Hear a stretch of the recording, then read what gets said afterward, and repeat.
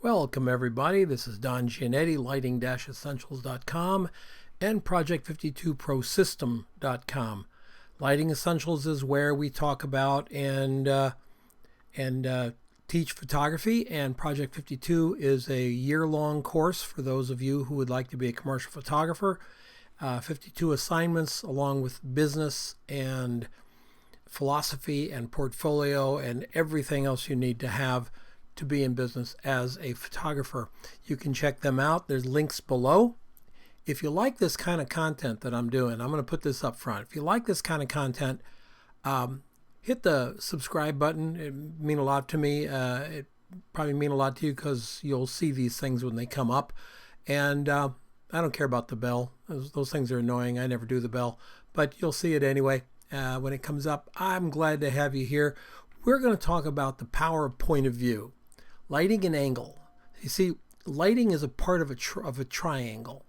The angle of the camera to the subject, the angle of the subject to the light, and the angle of the light to the camera. And so all of these things work together to make interesting presentations. We're going to show you 7 different photographs here. I believe it's 7 photographs. 7 photographs with the lighting setups, and you can see a little bit about how the photographer changed the look of the light by changing the angle of the camera.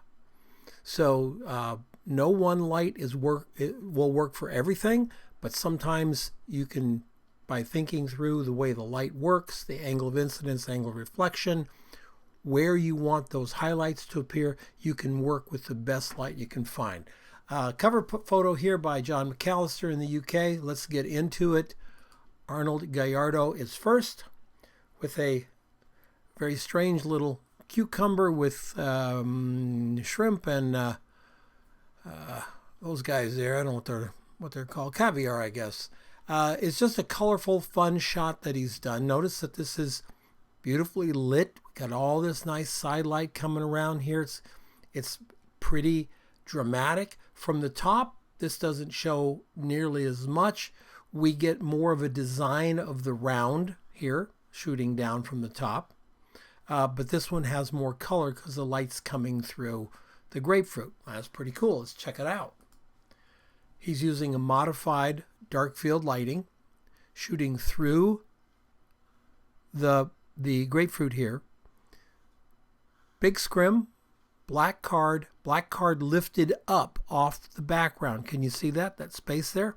That lifted up part of the background is what's lighting the back of this grapefruit or orange or whatever that is that he's shooting with.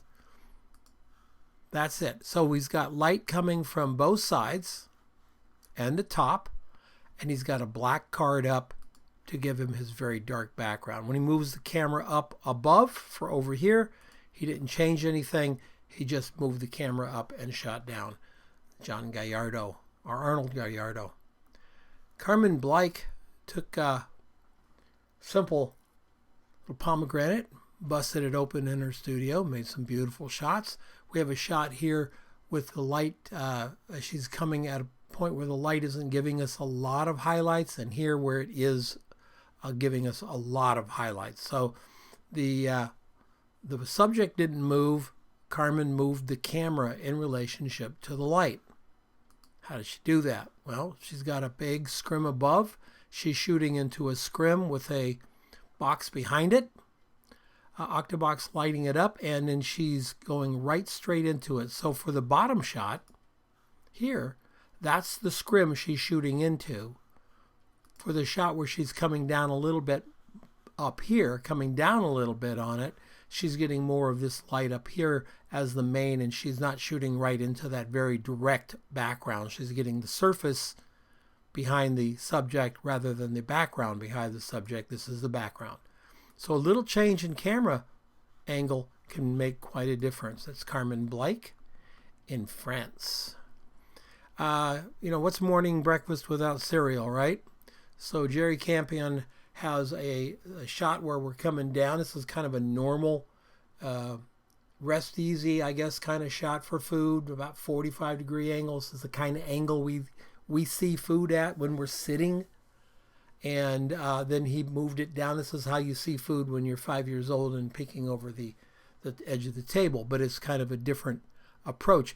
In this particular shot, the cornflakes obviously are the hero, and in this particular shot, the raspberries are the hero.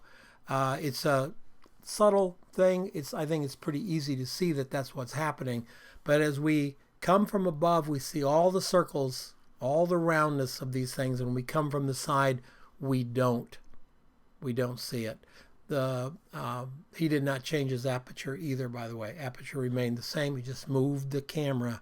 How did he light it? Well, he's got his big scrim, a couple of black cards on both sides to keep the light from blasting the back here. You can see it's just starting to shadow over there, just starting to come down up front here. Just wants that light to be exactly where he wants it. Really a nice, tasty little setup here by Jerry Campion. Absolutely. Nicely done, Jerry. Joe Costantino shot pancakes. Notice that all Joe did was move the angle of the camera. Light remained the same. When we're coming straight down on the pancakes, we don't get a highlight a big highlight necessarily off this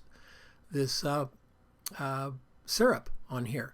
Get a little bit back here on the down here, but when we come at an angle, we get a lot of gloss on the syrup.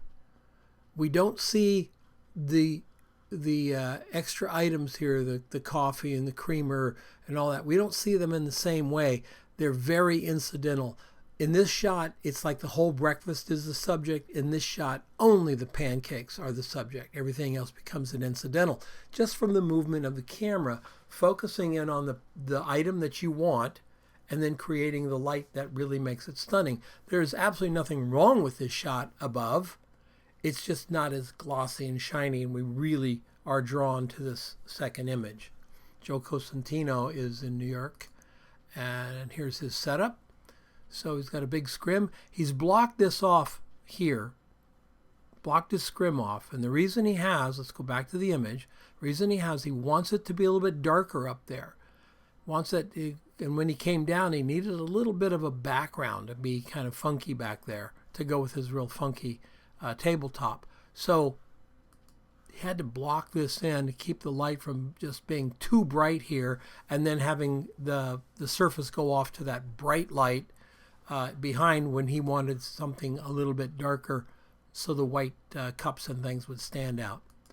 That's Joe Costantino up in upstate New York. Kit Asahimatsu. Kit shot persimmons. Did not change the light. This is the same light on both. Shooting down, the angle of incident of the light striking the top of the persimmons is missing the camera. The angle of incident is missing the camera. We get a little bit of highlight up here. Really pretty shot with all these circles are great. We get down here where he's moved into the trajectory, I guess you would call it. The angle of the light, the incident of the light reflecting right into the camera. So what we're seeing here, this is actually our light source bouncing off the top of these persimmons. And look how it vastly changed the way the plate shows up. Look at this all highlight back there. Isn't that, it's just really a beautiful look. And up here, we don't have highlights on the plate except for right here. A little bit of highlight right here. We're catching some highlights, but we're not catching that specular. That specular right here. This is all specular. That's all the light source. Let's look at Kit's setup.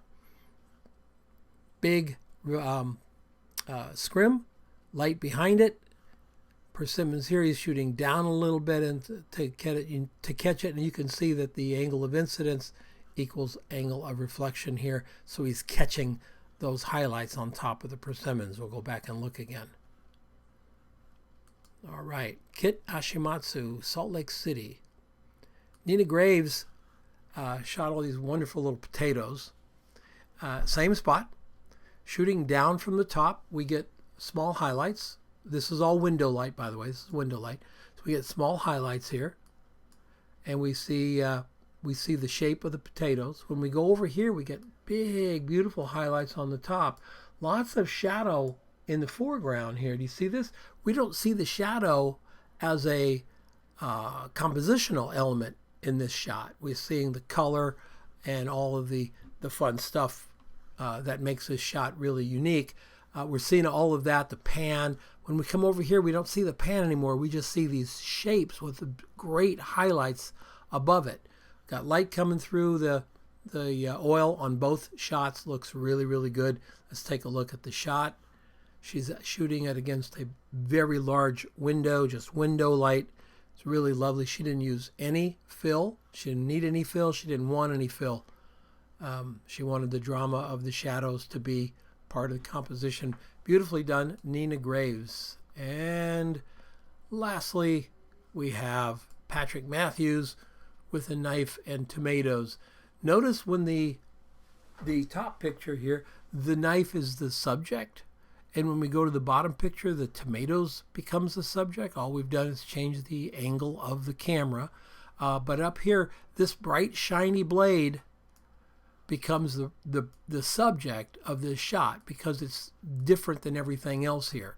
The 5 tomatoes are 5 tomatoes. When we come down here, we get the reflection of the tomatoes in the blade, but the knife is much more obscured. We're not looking flat down on it. It's taking up less space in our vision, and we're seeing the tomatoes so much more.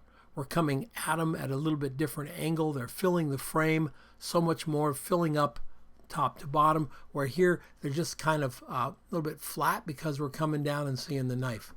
Let's look at Patrick's setup here.